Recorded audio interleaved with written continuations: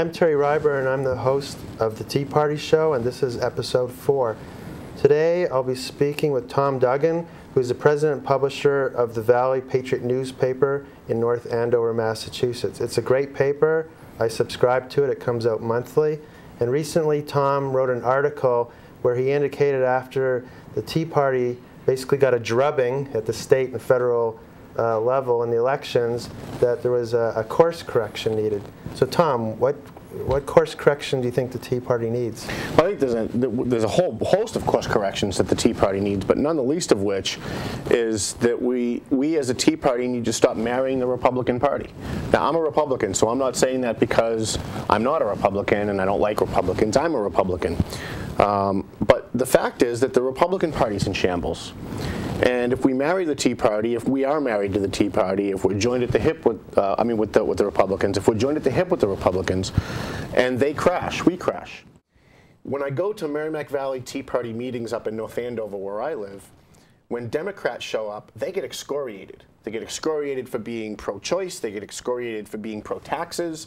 Even though those who do the excoriating are a minor few, these Democrats walk out saying never again.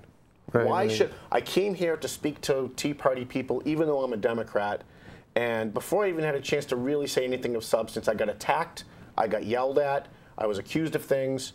What do I need this baloney for? And they walk away saying never again. What we do by attacking, what we do by even calling them on the carpet, when it comes to things like taxes, choice, whatever your personal issue is we drive them away.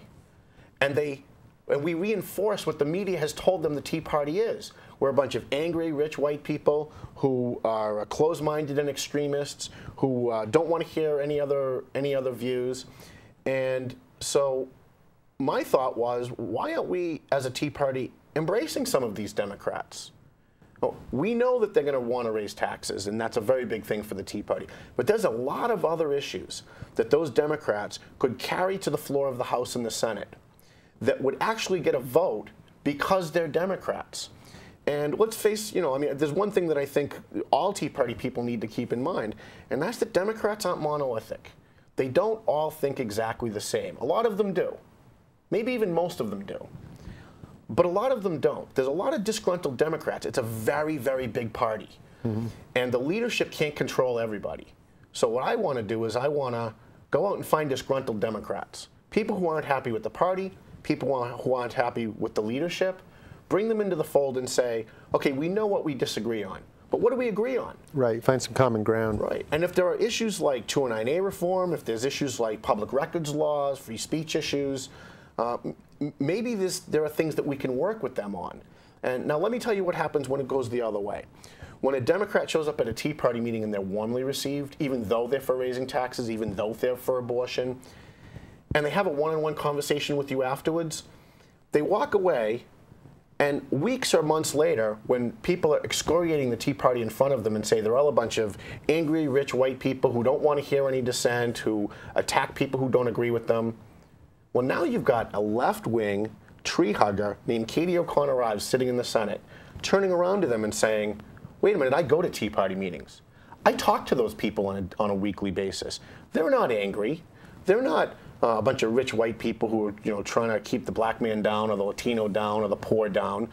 They just have a different perspective. And if we talk to each other, there are things that we do agree on that we can work on. And so that's why I wrote that column. I thought, the course correction that the Tea Party needs. The other thing that spurned this was the Merrimack Valley Tea Party held a debate. Now, I'm only picking on the Merrimack Valley Tea Party because it's mine and that's the one that I go to. I know that this has happened among other Tea Parties. They held what they called a candidate forum, but they only invited certain candidates. So Democrats like Katie OConnor weren't invited. She never got the opportunity to get up and talk about public records law.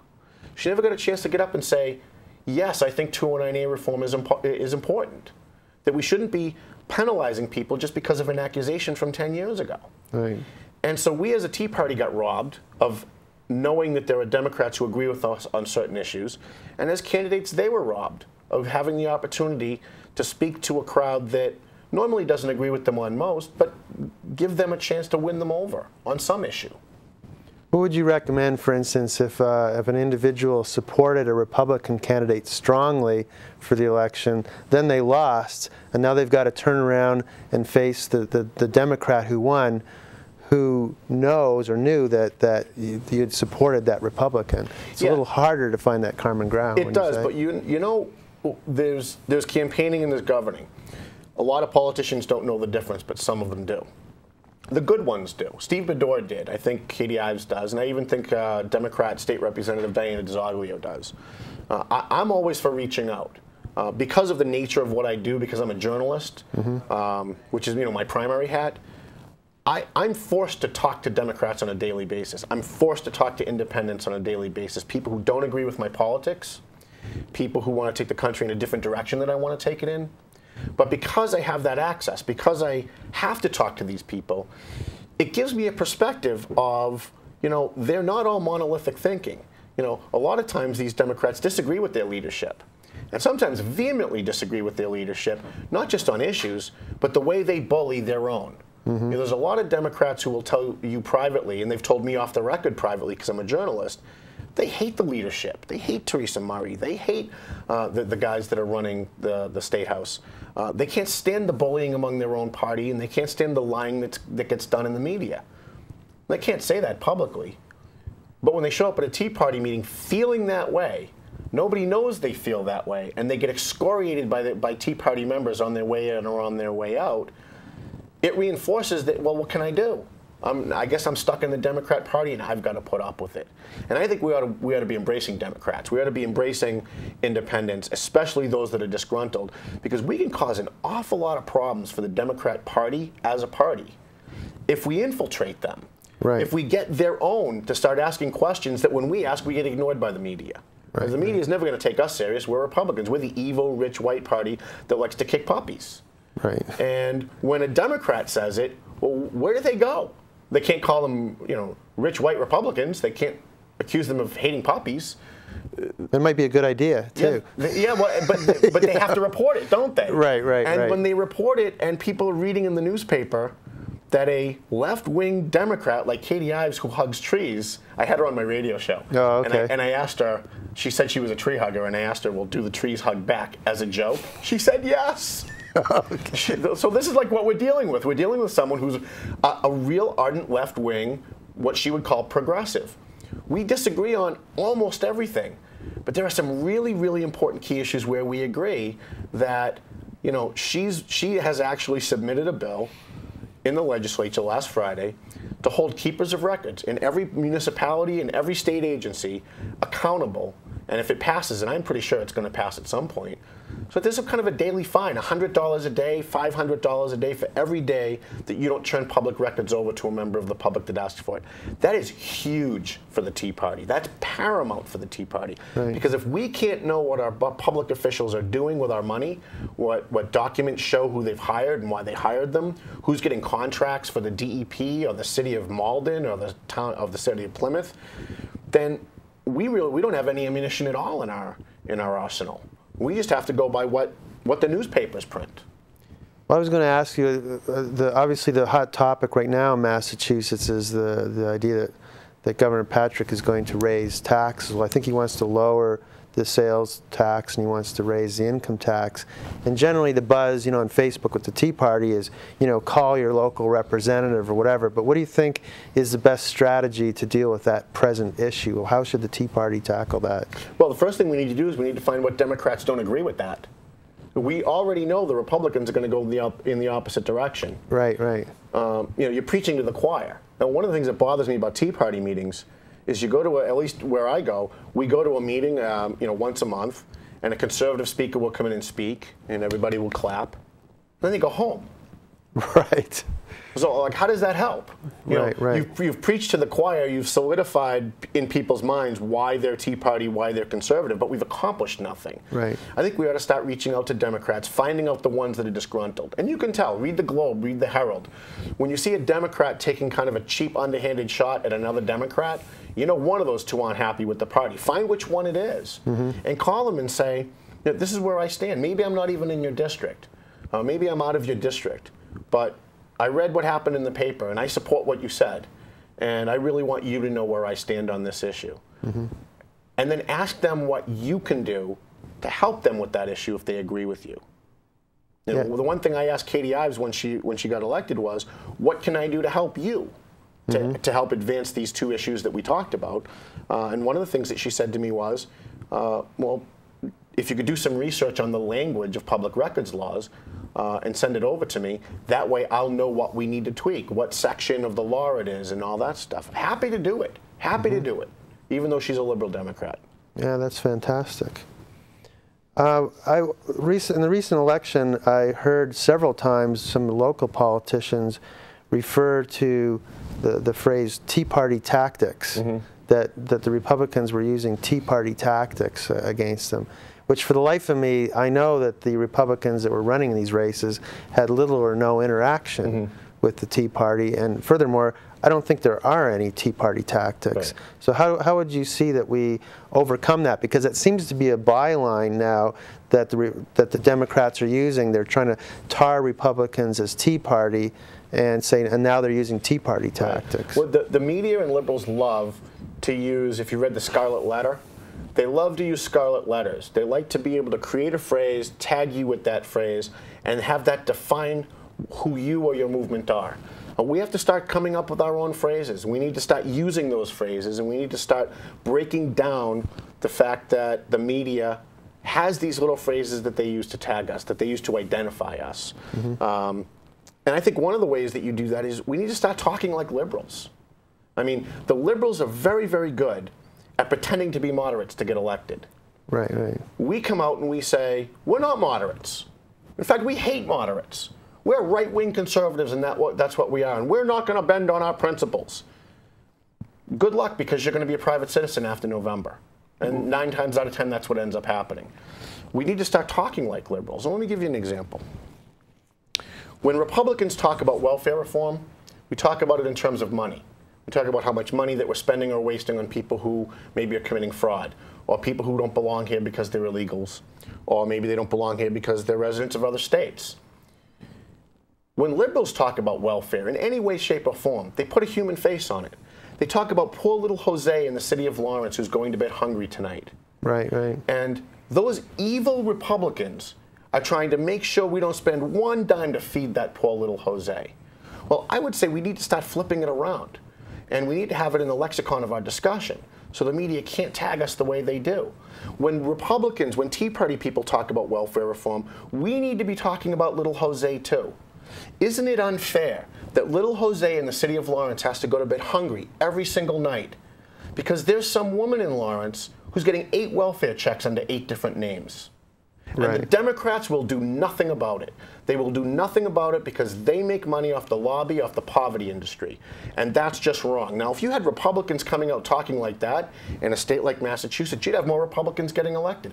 If you had Tea Party people saying that more at Tea Party rallies, first of all, the corpuscles in most of the people who are the media, the corpuscles in their head would burst. They wouldn't know how to handle it. Yeah, exactly. Right? I mean, there would be such a cognitive dissonance. They would have to report it. Like there would be nowhere for them to go. They've boxed the media, and the Democrats have boxed the Tea Party and the Republicans into a corner. And the only way we can get out is look at how successful they are at redefining the debate, and then redefine the debate. Yeah. When we talk about illegal aliens, when we talk about it is in terms of they don't belong here. Right is right. Wrong is wrong. What we ought to be doing is we ought to be talking about those poor women in Africa who are getting raped every single day, who are on a waiting list waiting to come to America. And they've been approved, but there's no room. So they have to wait another 2, 3, 4 years of getting raped and maybe even killed before they get here. How fair is it to that young African woman who's on the list, who wants to come here, who can't come here because 35 people snuck across the border today? And it's using up all those resources as well. So when there's a reason that the media has been effective at painting the Republicans as cold and cold-hearted, and it's because of the language that we use when we're talking to our own base. We talk about it in terms of economics. Democrats talk about it in terms of humanity. We need to start being what George Bush Jr. pretended to be, and that's compassionate conservatives. Right. We need to start looking at these things a little bit differently and saying, you know, we have a problem with welfare reform. What about all those poor Latino kids who are going to bed hungry every single day because we don't have enough welfare money, we don't have enough money to give them, we don't have enough money for heating assistance, they're cold at night because of all these people on the dole who don't belong there. If we start changing the language, the media has no choice. They can ignore us for a while, but come election time, when you're guaranteed a spot during a debate, when you're guaranteed time on a radio station, and you start talking like that, those people who don't pay attention to politics every day, maybe the independents or people who are independent-minded, they're going to hear you talking about the humanity of the situation, talking like a liberal. And it's going to appeal to them more. You're going to be much easier to get them to think nice thoughts about the Tea Party if we use the pretty language of liberals than if we continue to talk about, well, it's unfair that they broke in line and they came across the border, and I don't care if they've got kids, and I don't care how hungry they are, we got to send them back. Now, I believe that we should send them back. And I am a cold-hearted bastard. I don't care about whether or not their kids are here or not here, and I don't care about. But you're not going to win an argument, right?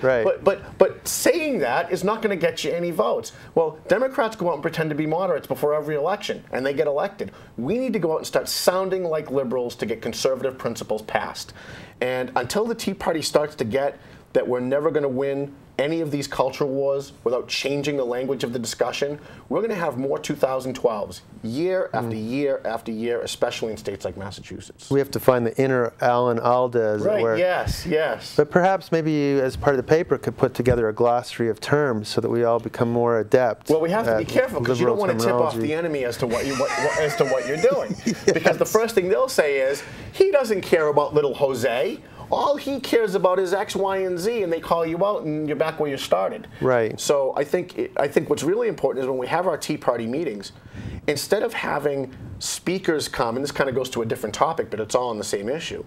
Instead of having speakers, conservative speakers, come in to gin up the base and tell us what we want to hear, what we ought to be doing is we ought to be having fraternize with the enemies. We ought to be involved. We ought to be involving the other party. Yeah. But the other thing we ought to be doing is getting involved locally.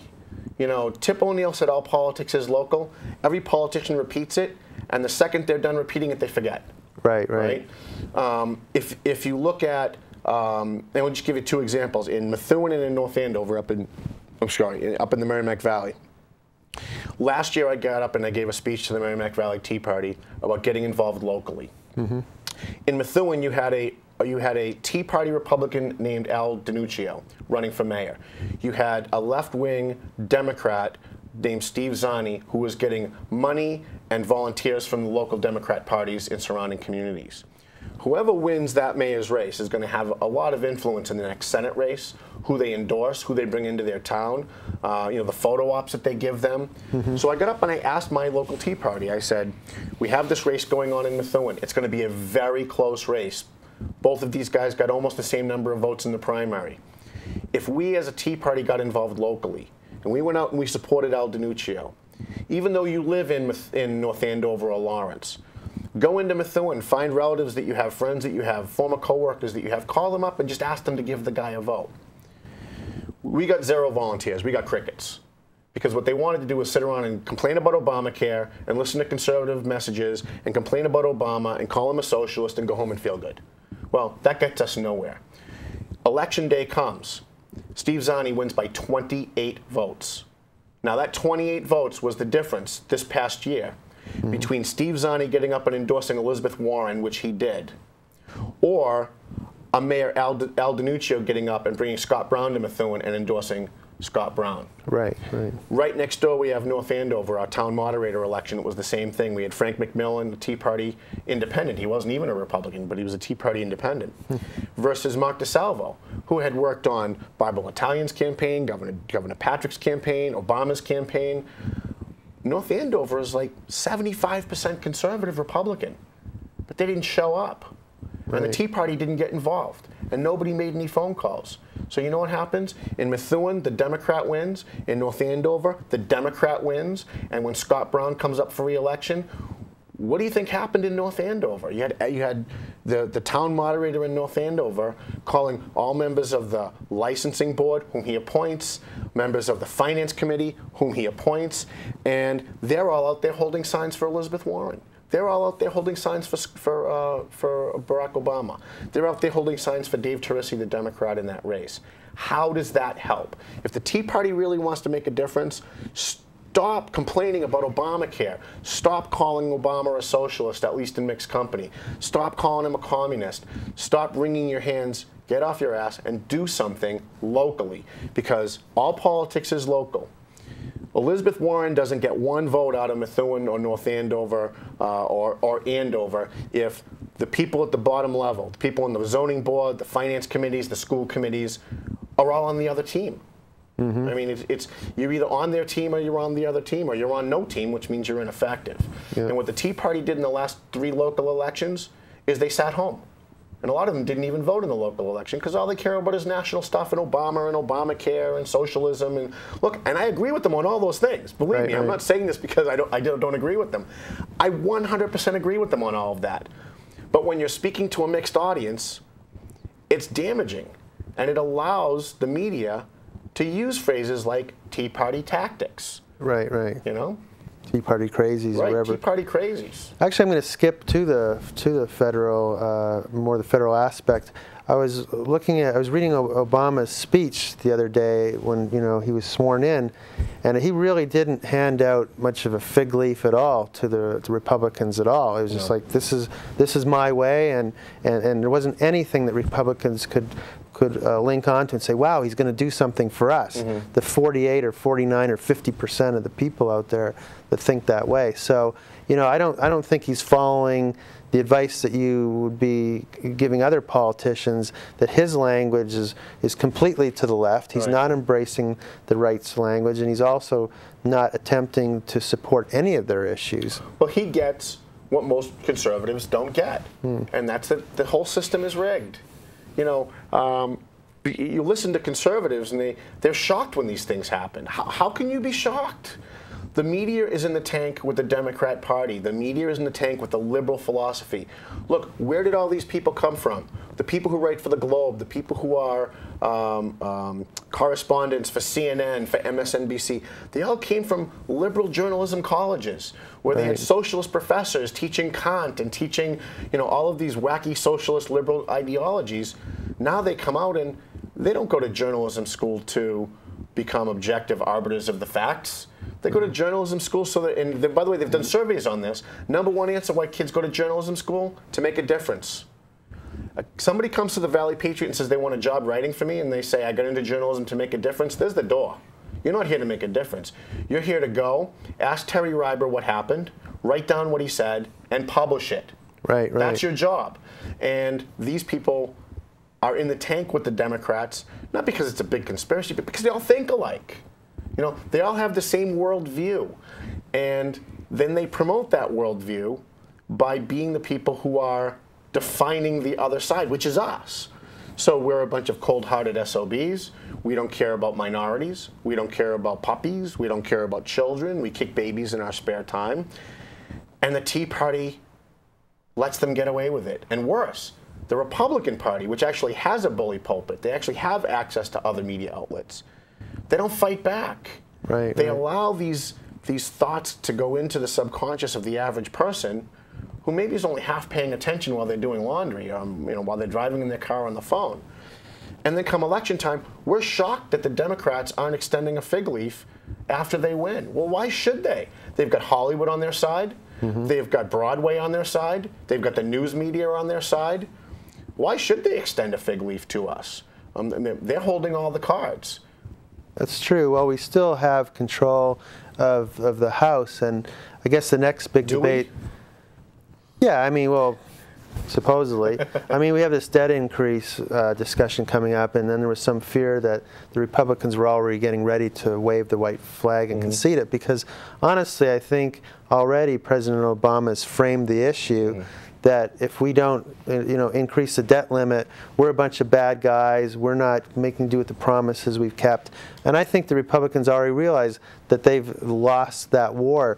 The Democrats have the language, and everybody's using their language, and no one's using the language of the Republicans to say, well, wait a minute, increasing the debt limit, what does that mean? I mean, it means we're going to go into more debt.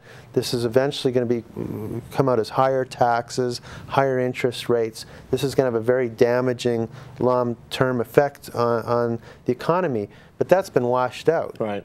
So, Well, and I think part of the reason for that is that as conservatives, we don't understand, as in general, we don't understand how to co-opt that message. And I'll give you a perfect example. As conservatives, we all know this, but let's talk about how it's discussed. We all know that the Democrats and the president gets up and talks about rich people paying, quote, their fair share. right, right. Okay, well, we all know it's not fair because they're the top 1% and they're paying like, what, 60% of the taxes. We've got to find a way to flip that around. We've got to find a way to start talking about rich people as minorities. Right, right. Because they're minorities, right? Right, right. So if you flip it around on a Democrat when you're sitting on a panel at Fox News, or if John Boehner had a brain cell in his head and was able to actually sit across from George Stephanopoulos or some of these guys on the Sunday morning shows and flip it around and talk about the tyranny of the majority, and talk about I thought in this country that we didn't allow the minority to get steamrolled, that we didn't allow the minority to take from the majority to take from the minority. Right, right. You're not going to win George Stephanopoulos over. You're certainly not going to win over the Democrats. But those people watching who don't have a vested interest on either side, who are going to be voting in the next election, it sows the seed in their head. Because the Democrats and the liberals say the opposite of what they really mean, and no one ever calls them on it. They talk about marriage equality. Here's another great example. They talk about marriage equality. So all of my conservative friends are upset because I've kind of put this construct up on Facebook that I want to marry 3 women. But I did it because almost all of my friends are Democrats, and they keep talking about marriage equality and civil rights. Well, you're telling me that marriage is a right. They say yes. Marriage, you're saying marriage is a right. Rights come from the Constitution. You're saying marriage under the Constitution is a right. Actually, yes. Marriage isn't mentioned in the Constitution. Well, but don't tell a liberal that. Right, right, And right. certainly don't tell Channel 7 or any of the news channels that. They've redefined it to be a civil right. So I say the best way to beat a liberal sometimes is agree with them. Okay, marriage is a right. So I want to marry 3 women. Well, isn't it about who I love? Right, right. Isn't it about, shouldn't the government stay out of my bedroom? Shouldn't the government be sanctioning me wanting to marry 3? Is marriage a right or isn't it? If it's a right, then that means that right extends to all, not just gays. I mean, gays aren't fighting for civil rights, they're fighting for gay marriage. Right, right. And when you call a Democrat, when you call a member of the media especially out on that, they haven't given it that much thought.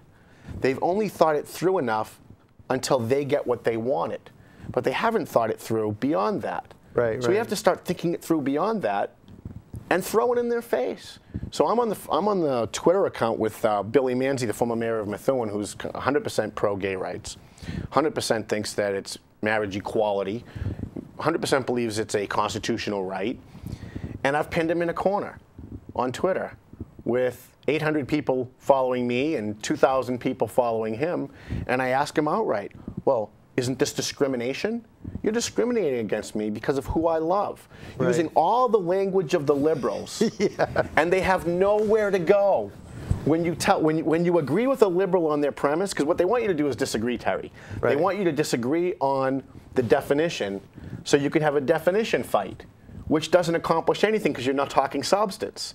And if they can bog down us conservatives with definition fights, they win. Right, right. Right? So we need to concede the definition and then take it to its next logical conclusion. Okay, if marriage is a right, then that means I should be able to marry 3 women. Oh, no, no, no. We're not talking about bigamy. Why aren't we? Right, so you're doing what you're accusing those homophobes on the right of doing. They say no marriage is between a man and a woman, and you're saying it's discrimination. Well, now that you've got your right to marry, now you're the one discriminating. You're a discriminator. You're a bigot. And let me tell you something. Not only do they get mad, you can literally see the corpuscles in their brain start to explode because they don't know how to handle it. When you agree with their term and then use their term against them, they have nowhere to go but concede or walk away. And you're not trying to convince them. You're trying to convince the other people listening. Right. And when they concede or walk away, the people who are listening, just gave them just enough food for thought So the next time they're watching TV and they hear somebody use the phrase marriage equality, it's not going to ring exactly the same as it used to. Right, and there's a lot of people in Utah that would probably agree with you. Right, well, that's right. I mean, now, for the record, I don't want to marry 3 women, 2 if I could get away with it. But when they think it's real, when they think you're not just using an example, because you're the real person they can touch, right. They don't want to make you feel bad because they're liberals. That's their ply and trade is all feelings. Yeah, that's true. I was going to get back to an earlier point you made where if we started using, the Tea Party started using liberal terminology, and we for instance, had a glossary and they thought that we were being fake and they would out us on it. Actually, Democrats all the time are being fake. And it doesn't really bother them that they say one thing and do another. They do that all the time, just as long as they're saying the right thing. Right. Well, that's because to liberals, in general, please don't send me an email saying, not all liberals. General statements don't mean all. But in general, they know that there's a language that they have, there's code words they have to use. Right. And those code words are the keys to getting past the editors and editorial boards and producers and on talk TV shows. Right. And if they use the secret passwords, they get on. Right. And if they use the secret passwords when they get on, they get asked back. Right. And so if you're a Republican and you can talk about, well, here's one more example. And people, please take notes if you're a Tea Party conservative, if you're an activist. Unemployment among blacks in this country is skyrocketing under Barack Obama. Did anyone hear one Republican talk about that in the last election? Not one Republican running for Senate, state rep, state Senate, Congress, president, zoning board, dog catcher, not one person, not one conservative talked about the fact that unemployment has almost doubled under Barack Obama. Here was our perfect opportunity to take Barack Obama's strength and wrap it around his neck like an anchor. But because we're talking race issues, and we're mostly white, and we've been conditioned by the media to accept the social reality that white people aren't allowed to talk about these things, they ran in the other direction. Well, how'd that work out? We didn't do too good. But I bet if you had a guy running for Congress or a guy running for Senate talking about what he's going to do to lower the unemployment rate for black Americans, I guarantee you there would be independents and maybe even some Democrats whose eyebrows would be raised saying, let's take another look at this guy. Let's not dismiss him like the media wants us to. And let's at least give him a second look. Now, they might end up running back to the Democrats in the end, but next time around they might not. And it's all about sowing the seeds. Liberals didn't gain power overnight over the media. They didn't gain power over our minds. The news media and Hollywood and Broadway, they're there for one reason, and that's to put mental pictures in your head. You were at the education training that we did in Worcester last year, and I always start off all of my speeches with, especially in a diverse crowd, asking people to shout out what's the first thing that comes to your mind when I say Dan Quayle. Never once has it failed where people just randomly shout out potato. Well, Right. that's a result of media indoctrination. Maybe indoctrination is the wrong word, but that's the result of the constant media drumbeat, of them putting mental images into people's heads so that you don't have to think about it. When you hear Mother Teresa, you think good things. Right. When you hear Dan Quayle, you think potato. When you hear George Bush, unless you're already a Republican on his side, you're thinking, no blood for oil. Right. You're thinking, the fake compassionate conservative, the guy that ruined the economy, because that's what their job is, to put mental images into your head so that you have a visceral knee-jerk reaction when you hear a name like the Tea Party or a name like George Bush, and you have a visceral reaction one way or the other. Now, no matter what facts are put in front of somebody, you've already had an emotional reaction. The media is about emotion. If we can't use emotion, and we can't use the language of liberals to evoke that emotion, we're going to continue to lose. Yeah, and I think it's whoever gets out there first. Like with Romney, he was painted by the liberal media as being this sort of aristocrat that doesn't care about poor people, that he's some kind of a hawk, or that he's going to be fomenting war and all that sort of stuff. But meanwhile, they could have countered that, because really, when you look at President Obama, all the drone attacks he's done, and all the killings that have happened under his presidency, and the rights that have been taken away from people in terms of personal rights, he really stacks up. Actually, I read an article the other day. He stacks up badly against George Bush, who they thought he was a hawk, and actually President Obama is more of a hawk than George Bush ever was, if you actually look at the statistics. But you know, they painted Romney as the bad guy, and Obama as the guy who just loves people and is taking us to a brighter new future. But the actions and the labels associated with them are actually, if you took it at a factual basis, are quite different. Yeah, yeah, and you know, Mitt Romney didn't help either. I mean, he should have been out everywhere he went. He should have had puppies. He should have had babies. He should have been going to nursery schools and talking to kids who were in full-day kindergarten in whatever state that they're in that they have full-day kindergarten, and talk about how this helps kids develop whatever the liberal language is. And had he been able to tailor that message and come across as human rather than a robot, which even to those of us who supported him think he kind of came across as a robot, he might have been able to eat into Obama's lead a little bit and at least made it interesting toward the end.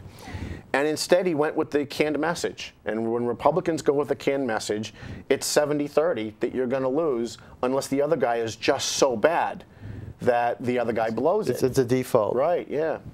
Yeah, I mean, what I saw happening in this election with Romney is he conceded the Hispanics, he conceded the minorities to President Obama. I think the Democrats think they have a lock on these groups, and they really shouldn't have a lock on them. But they do.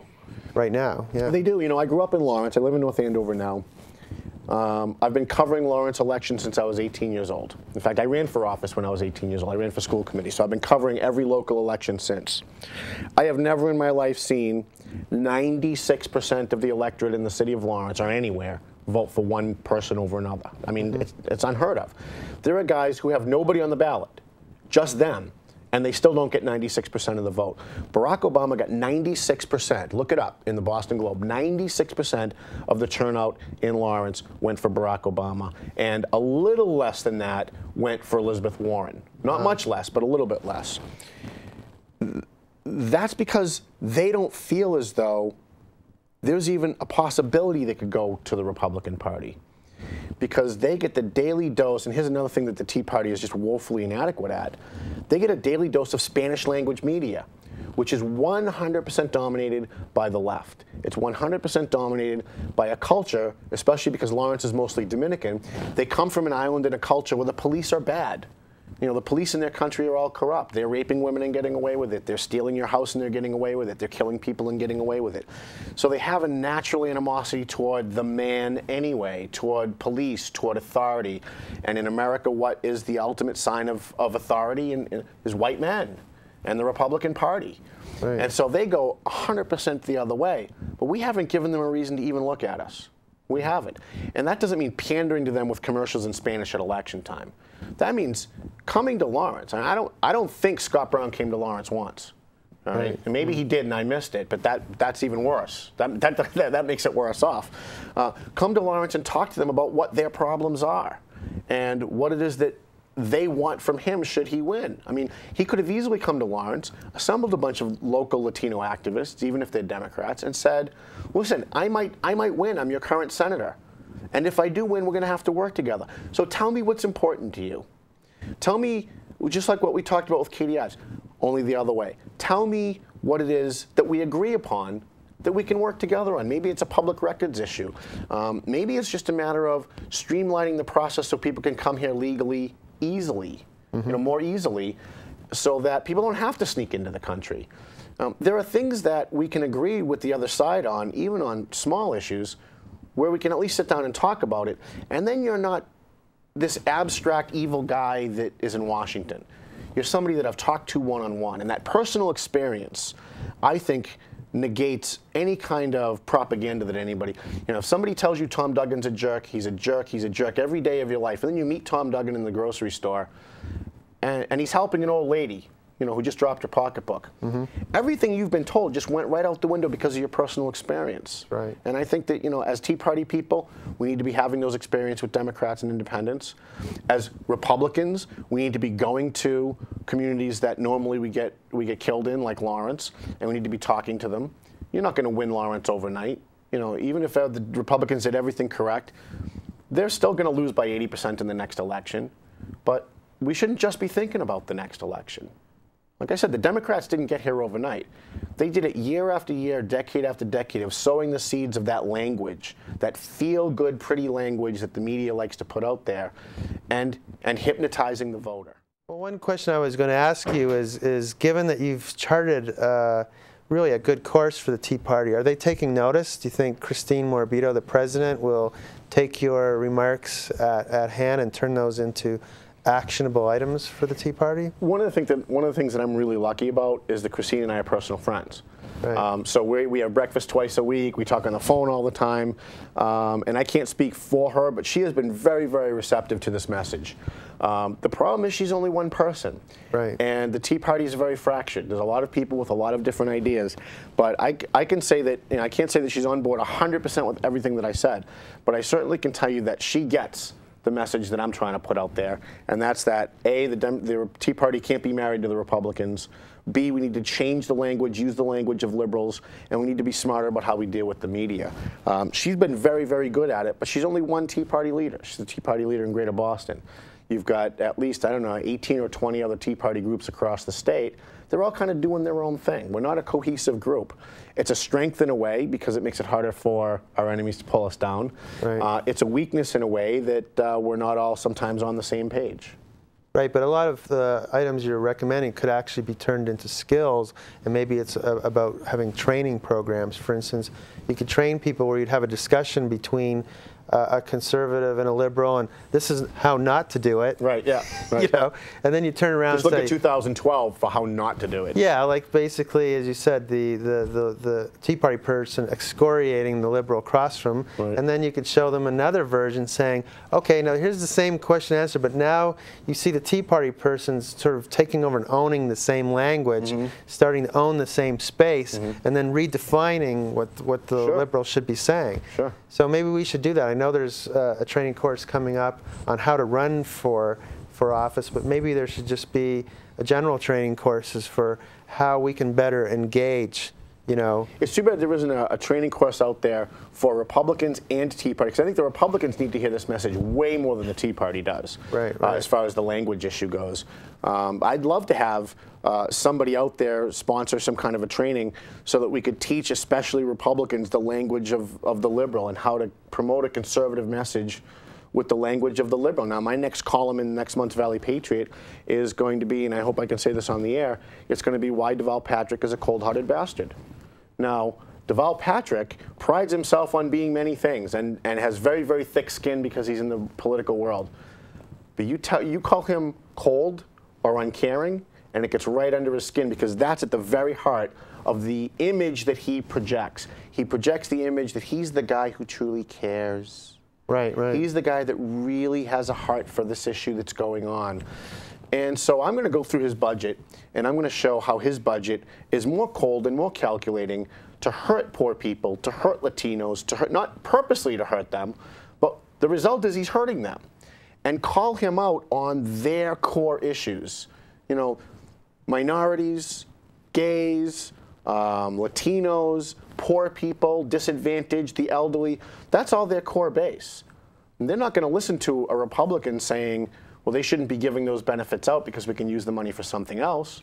But they certainly will respond when you say, the way he's spending this money is actually hurting Latinos, and give examples. It's actually hurting the elderly, and give examples. And if you use a technical argument to say, well, if you raise taxes, it's going to hurt business. If it hurts business, they're going to lay people off. It's going to create higher unemployment.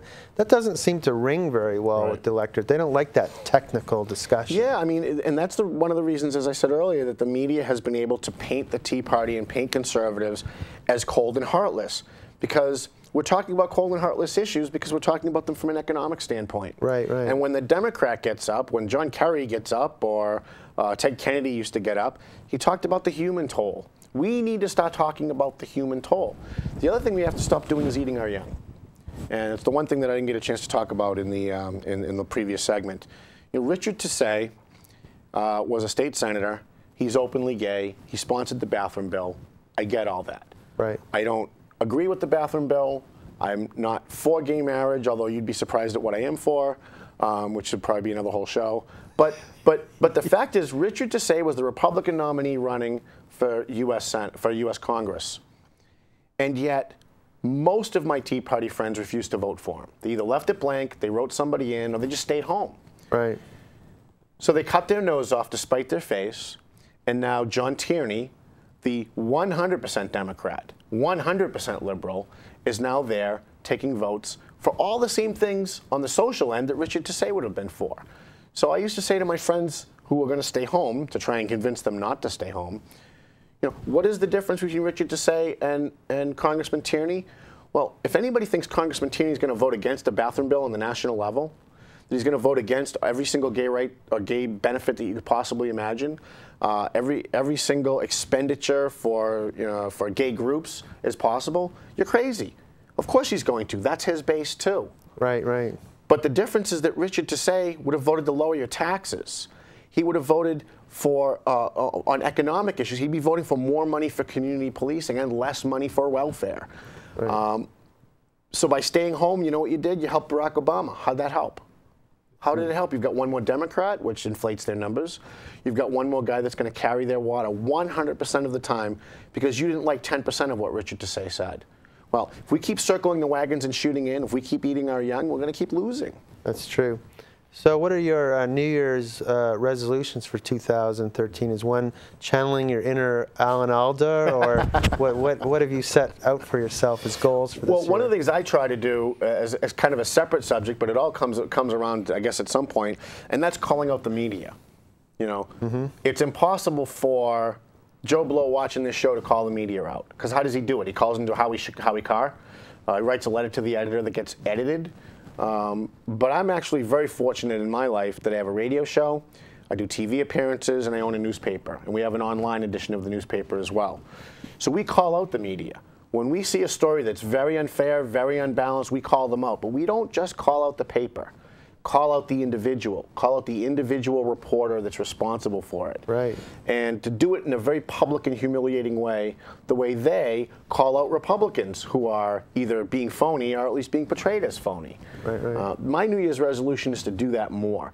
The Eagle Tribune up in the Lawrence area, they're considered a conservative newspaper, but they're so abysmally incompetent that even when they're writing a story that's supposed to make a conservative look good, they blow it and end up making the conservative look bad. Oh. Even when they're reporting on a fire or a shooting, they get the facts wrong. So people consuming that media aren't getting the right facts. Right. So we call them out, and we call them out by name, whether it's the Lowell Sun, the Globe, the Herald. We try to call them out, and that forces them to be more responsible, forces them to double-check their facts, because they don't want to be publicly humiliated. Nobody does. Well, you're keeping them honest, too. Next time they write, I'm trying, at least keeping their reporting honest. I don't think that we're keeping them honest. We're just making them pretend that they're more honest. They'll maybe think a little bit more and put a little more effort into the piece, because they know that there's a chance they'll get fired back at. Yeah. Well, Tom, I think we're going to wrap it now. Well, it's over already, really? Yeah, it was. Wow, you did a good job. It was a good hour. Oh, thanks. And thanks for coming out. Again, this is Tom Duggan. He's the publisher and owner of the Valley Patriot and a Tea Party member, and I think he's charted a good course for the Tea Party, and I think the Tea Party should take note. I hope that they do, and if anybody's interested in doing any of what we talked about, please email me, valleypatriot@aol.com, and please go to our website, valleypatriot.com. Okay, thanks, Tom. Thank you, Terry. Good job.